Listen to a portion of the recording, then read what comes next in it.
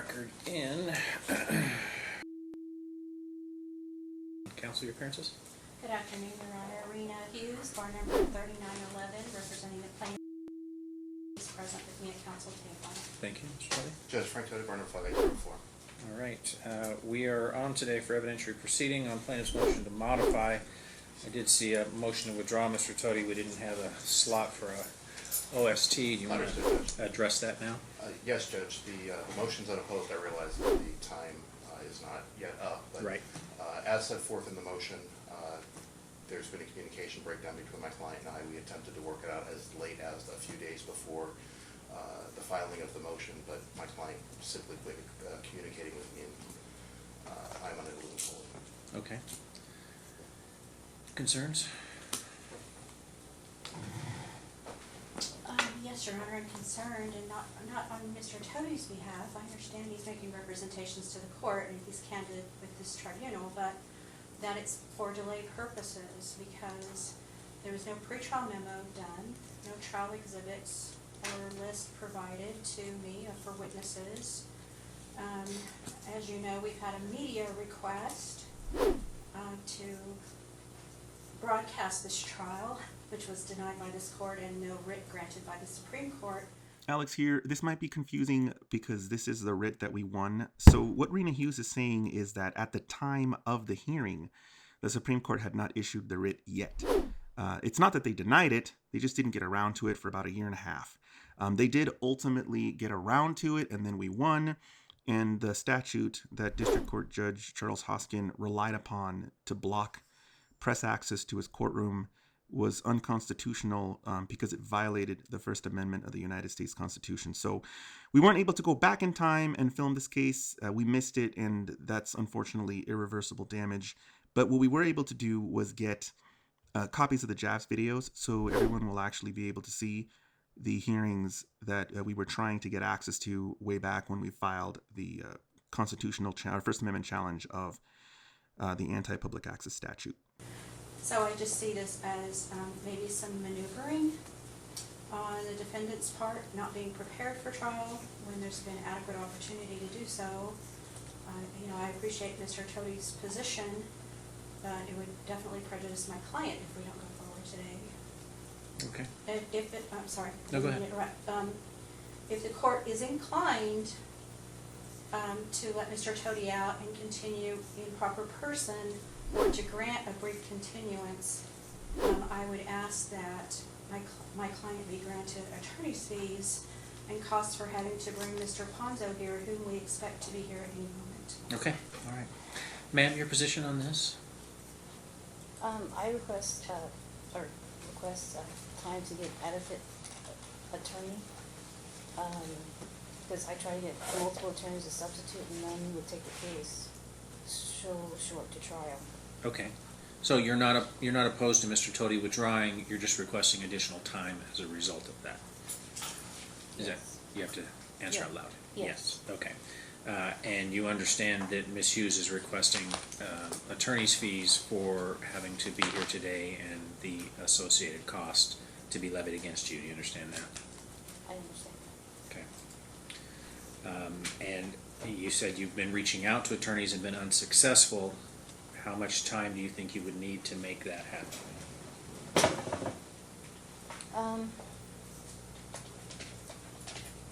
I have an attorney available, but they wanted to see if I can get a continuance first before they What we're talking about.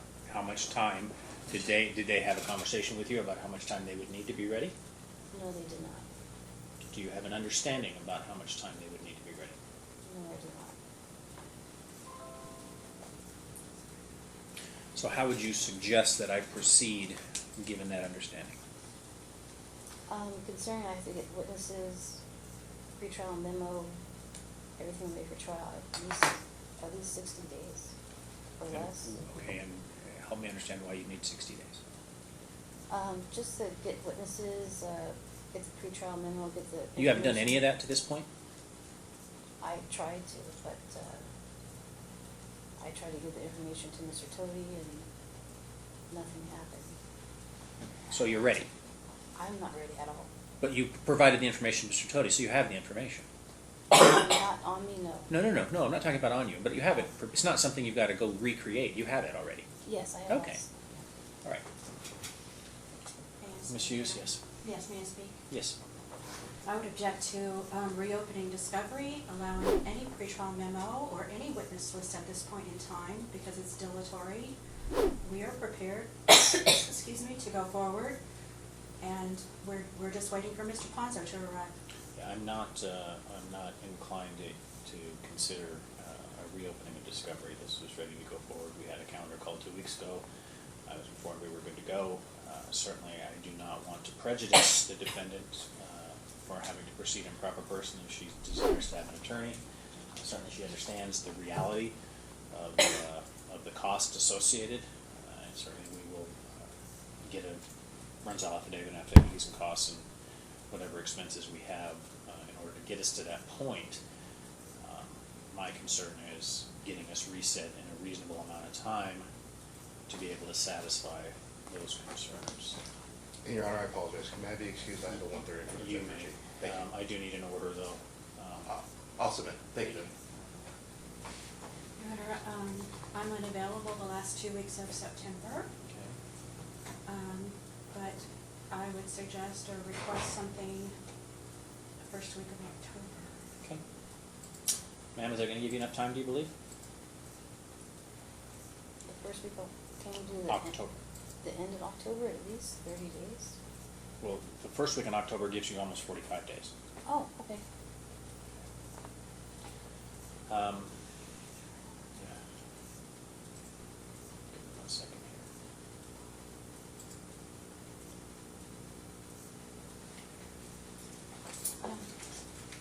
Yes, ma'am. Your Honor, we have some immediate concerns and requests, obviously. Let me get you a new date and then we'll deal with those. I'm trying not to log in. May I go to the hallway and see if Mr. Ponzo is here? That'll be fine. I'm going to trail it for a minute while you're gone.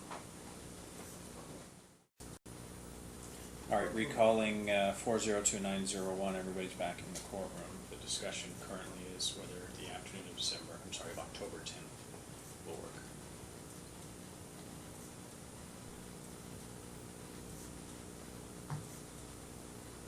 And I asked you, does that date work for you? Yes. Your Honor, I just need a moment to log on. I'm trying to connect to my work computer and I have not. Your Honor, I have that time available all day.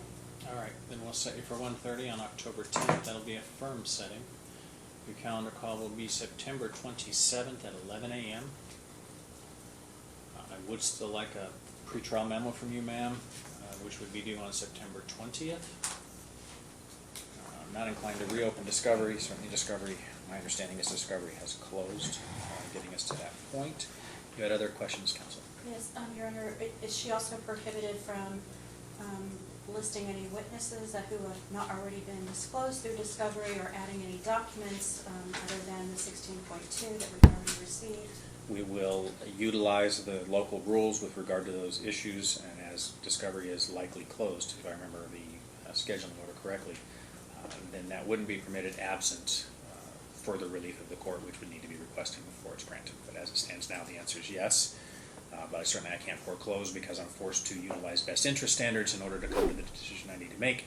It's possible that those issues may get raised again and I'll have to review them again, if that makes sense.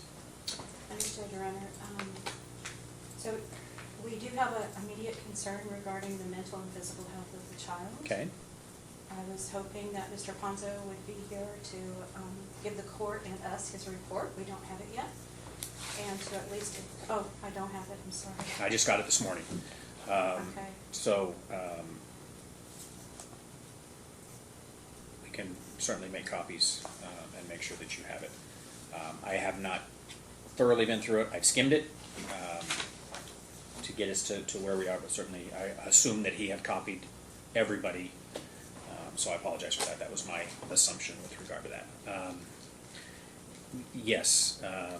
Like I said, I skimmed through it. I don't know that there's anything that I reviewed in the recommendations that would cause me to need to make an immediate temporary change.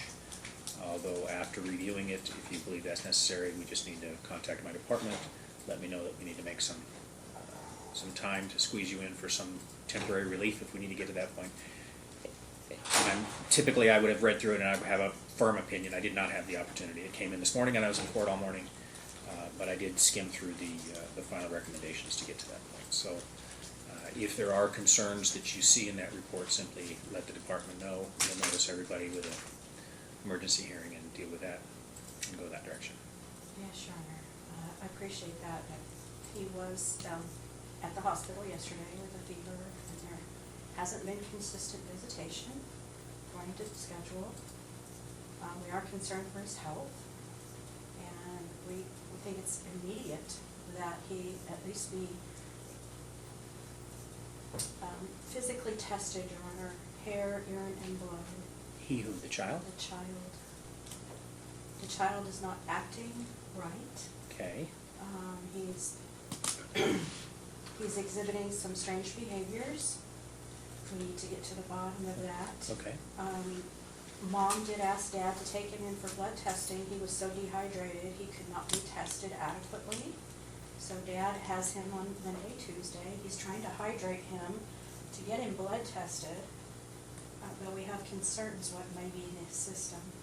Okay. Do you have any concerns about the child's health currently?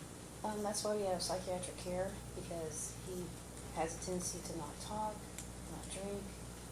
Right, my question is, do you have concerns about his health currently? He has a cold. We took him to his pediatrician yesterday.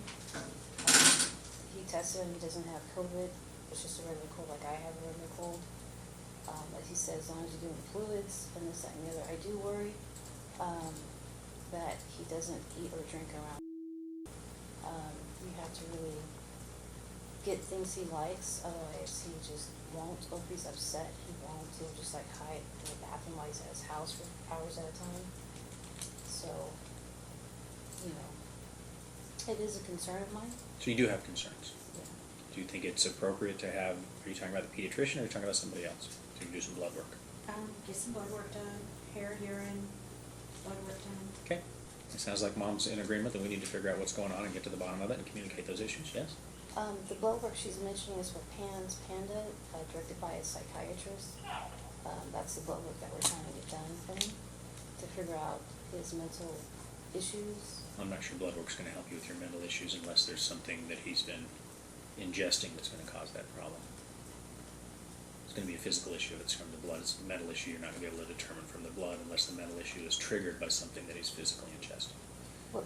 So we're looking to figure out what's going on. Right. That's all. Yes, I'm we're all on the same page. So yes, we should explore that and make sure that the child, his health issues are being taken care of, and that everybody is on the same page with regard to what those issues are. So if you're looking for direction from the court to permit that to happen, I'm going to grant you that permission based upon stipulation of the parties. It would be a full panel, Your Honor, a full panel, and Dad will take the child. Okay. And I don't know that it makes a difference to me who takes the child, but when the child goes, that reality needs to be communicated to all parties. Well, we have an issue where there has not been cooperation with medical appointments, and Dad wants to take the child, so he is seeking an order from the court. He will advise Mom so she can be there. It's fine. And he will cooperate. It's fine. But, Sooner rather than later would be my preference. Thank you, Your Honor, and, excuse me, an admonishment to Mom to follow the custodial schedule. We had concerns as of late? Yes, Your Honor. Okay. Ma'am, you understand what the visitation schedule is? Yes. Okay, and you understand that you need to follow that schedule unless there's a different schedule agreed to by the two of you in writing or directed by me. You understand that, right? Yes. Okay. As late, Ryan has been following the schedule and going with his father after school, and he hasn't been running away, because he's been literally like running away and me and say where he's at, and then I will go find him, so he's not running down the street. Right. The point I'm trying to make is that you understand that when it's your time, the child's with you, and when it's Dad's time, the child's with Dad. Correct. Okay. Yes, the answer would be yes. I don't understand what panels of blood testing and who are they going to go through? His pediatrician? Is this, I don't know, under What My panels are- order is that all that has to be communicated with you, so you're aware of exactly what's going on and when it's happening. Okay. Just understand that if for some reason you are not cooperating with that or are thwarting the efforts to get to that point, that's going to look very poorly on you when we come back in October. Yes. Right? I understand. Okay. We're also trying to focus on what's best for the child and putting aside our concerns about the parents. You are? Was there something else on this issue? Yes. What's that? So, like, the PANS panel that his psychiatrist requested requires like 6 vials of blood. When I tried originally to take him to get the blood test done, they were unable to extract the blood. When taken him, they managed to get 3 vials of blood, but that was it. So I request that he finish that first test before his other testing, because it's hard to get blood out of him, especially after a full day at school when he's not eating at school either. Okay, I'm going to leave the medical issues to the medical professionals. That we're looking to find out what's going on with the child. If they can use the other vials and add to that, that's not my call. That's a medical decision, not a legal decision. The legal decision is that we're going to find out what the issues are and allow you guys to figure that out. That's the legal issue that I'm resolving today. We would like a drug panel included in that, Your Honor. I would assume that it would be part and parcel of that. The concern I have with the specific request is that I'm not sure from an evidentiary standpoint how that would come into play with regard to my analysis. I guess I could see potentially, based upon where those allegations lie and where the determinations are made, but certainly I don't have a problem with figuring out everything that's going on with the child. Whether it's relevant or not to what I'm doing in the current circumstance, I don't know, but I'm not going to stop it from happening on a relevance concern right now. So if the request is, can we ask for that to be part of the screening, I'm fine with it. I'd like to know everything that's going on. We would too, Your Honor, thank you. Other questions for me, ma'am? No. Okay. Then we are continuing out today's hearing. When you hire your attorney, make sure you give them all the dates and deadlines that I've mentioned today so that they don't miss those deadlines and we end up, I won't be continuing this again. I need this resolved. So I'm doing this as a sort of a one-time circumstance in order to allow you to make sure you're able to present your case. But if you're unrepresented at the next hearing, we're still going to go forward. Just need to understand that, okay? Okay. All right. Anything else from today? I'll submit the affidavit and memo of fees and costs. Perfect. All right. Thank you both.